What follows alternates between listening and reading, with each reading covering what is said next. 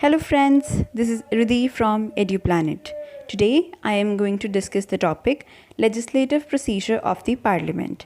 I've divided the topic Parliament into two parts. In the first video I have discussed Parliament, its constitution of two houses, disqualifications, qualifications and various other provisions. Today I am going to discuss the topic Legislative Procedure of the Parliament.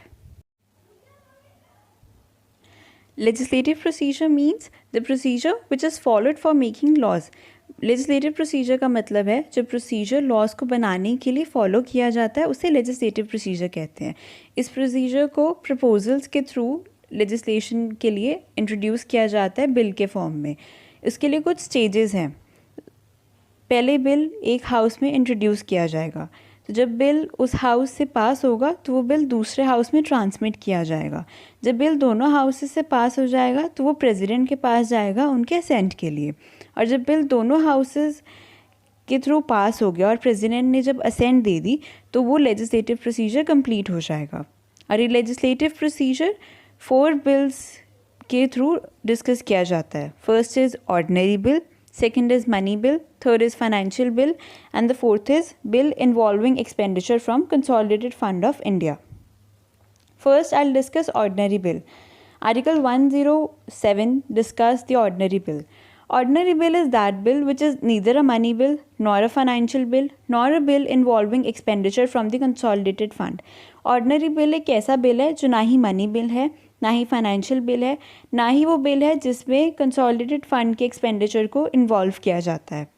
Money bill किसी भी house में introduce किया जा सकता है और जब वो एक हाउस में इंट्रोड्यूस होकर दूसरे हाउस में वो पास होता है तब 3 स्टेजेस जो है वो फॉलो की जाती है. उसका नाम है जिसे हम कॉमनली कहते हैं रीडिंग्स. तो फर्स्ट रीडिंग में जो बिल है वो इंट्रोड्यूस किया जाता है. उस टाइम पे कोई डिस्कशन नहीं होती है बिल को लेके, बट जब बिल एक कंसिडरेशन स्टेज पे पहुंच जाता है तो बिल को क्लॉज बाय क्लॉज डिस्कस किया जाता है. उस स्टेज पे बिल की जो है उसमें अमेंडमेंट्स होती हैं, तो वो अमेंडमेंट्स या तो एक्सेप्ट होते हैं या फिर रिजेक्ट होते हैं. तो ये हो गई सेकेंड रीडिंग.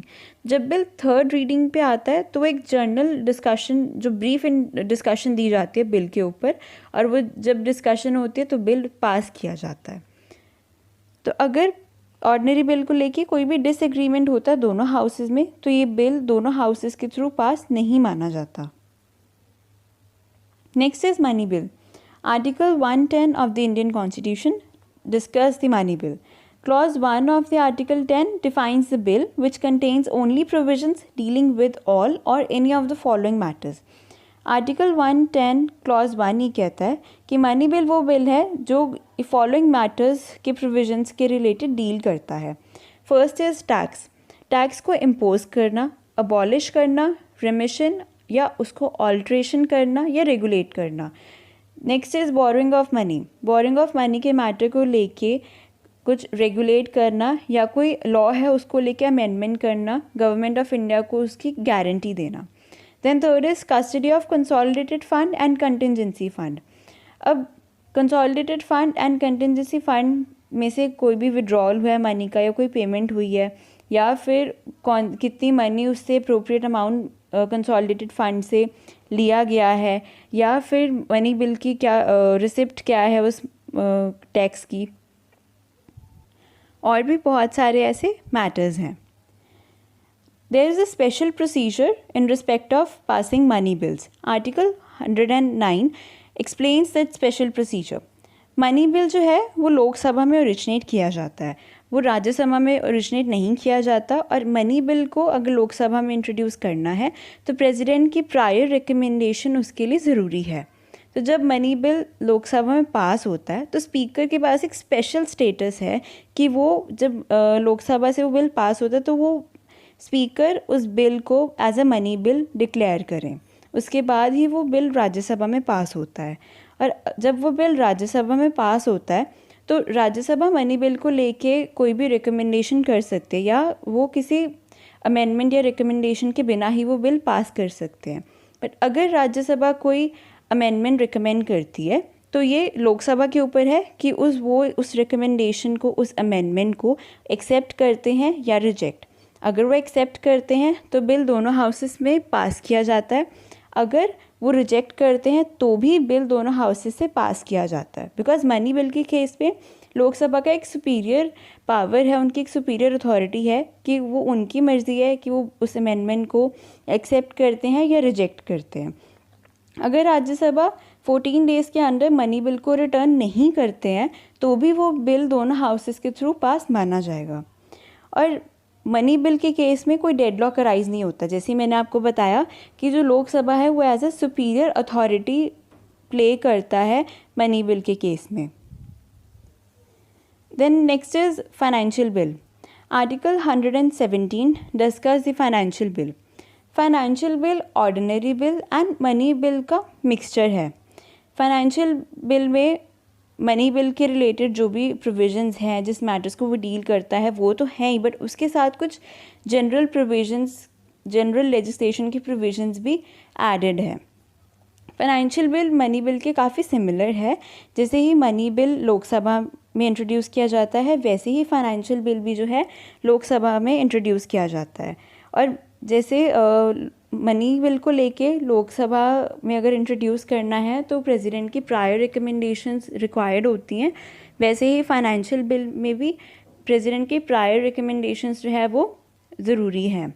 जब बिल दोनों हाउसेस से पास हो जाता है, बिल पास हो जाने के बाद दोनों हाउसेस के, उसके बाद ही वो प्रेसिडेंट के पास उनके असेंट के लिए जाएगा, उससे पहले वो नहीं जाएगा। और फाइनेंशियल बिल में ऑर्डिनरी बिल जैसे ही ऐसे कुछ क्वालिटीज़ हैं। Then next is a bill involving expenditure from the Consolidated Fund of India. Article 117 clause 3 discuss वो बिल जो Consolidated Fund of India के expenditure को involve करता है। तो it is that bill which if enacted and brought into operation would involve expenditure from the Consolidated Fund of India.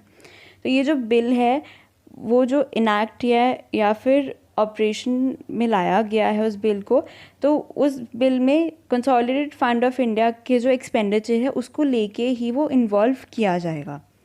Then next is कि अगर houses में कोई सी बिल को लेके डेडलॉक अराइज होता है तो क्या किया जाता है।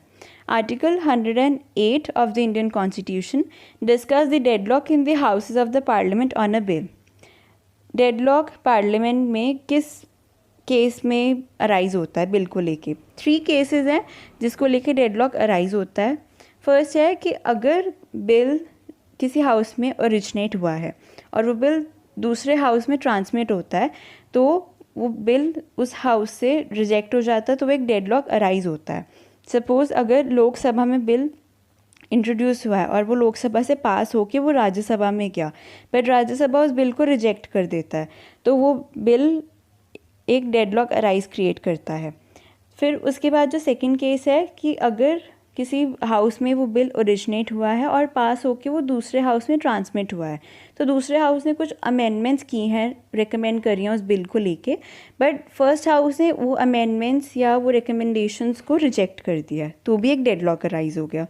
फिर एक थर्ड केस आता है जिसमें है कि जो बिल है वो पास हो गया है एक हाउस से दूसरे हाउस तक, बट जो दूसरा हाउस है उसने 6 मंथ्स तक उस बिल को वापस नहीं किया है या उसकी कुछ रिकमेंडेशंस या कुछ भी जो भी उन्हें ठीक लगा उन्होंने पास नहीं किया 6 मंथ्स तक, तो वो बिल तब एक डेडलॉक अराइज करता है। डेडलॉक को रिजॉल्व करने के लिए प्रोसीजर क्या है। Article 108 provides that the president notify to both the houses his intention to summon a joint sitting of the houses for resolving the deadlock on that bill. Article 108 ये कहता है कि प्रेसिडेंट दोनों हाउसेस को notify करता है कि वो एक जॉइंट सिटिंग करना चाहते हैं डेडलॉक को रिजॉल्व करने के लिए। अगर तो जो हाउसेस हैं उस टाइम सेशन में है तो वो एक थ्रू मैसेज बता सकते हैं हाउसेस में कि वो बिल डेडलॉक कि बिल को जो है वो उसको रिजॉल्व करना चाहते हैं, बट अगर जो हाउसेज हैं वो सेशन में नहीं है तो थ्रू अ पब्लिक नोटिफिकेशन भी अपनी इंटेंशन नोटिफाई कर सकते हैं। तो जब प्रेसिडेंट अपनी इंटेंशन नोटिफाई कर देते हैं कि उन्हें एक जॉइंट सिटिंग होल्ड करनी है, तब स्पीकर उस जॉइंट सिटिंग को, जो लोकसभा का स्पीकर है वो जॉइंट सिटिंग को प्रिजाइड करते हैं।